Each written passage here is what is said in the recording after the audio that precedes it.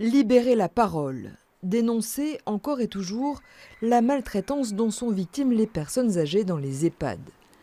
Ella Karief est une lanceuse d'alerte. Aide-soignante, par vocation, dans une maison de retraite marseillaise, elle a été licenciée pour avoir osé témoigner de la dérive d'un système. Mais elle refuse d'abandonner le combat.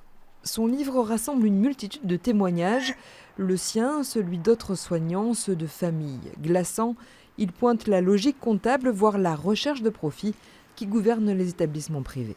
On ne peut plus discuter avec les gens, prendre le temps.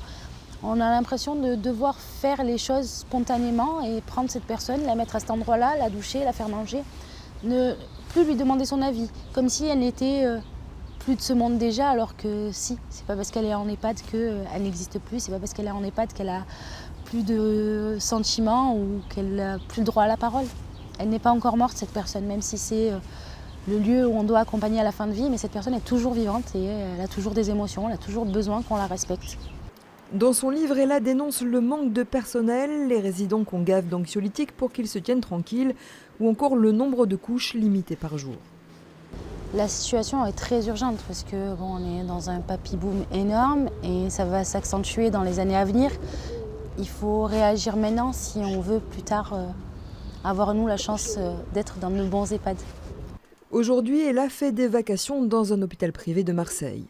Le contact des personnes âgées lui manque, mais sur liste noire, elle ne retrouve pas de travail en EHPAD.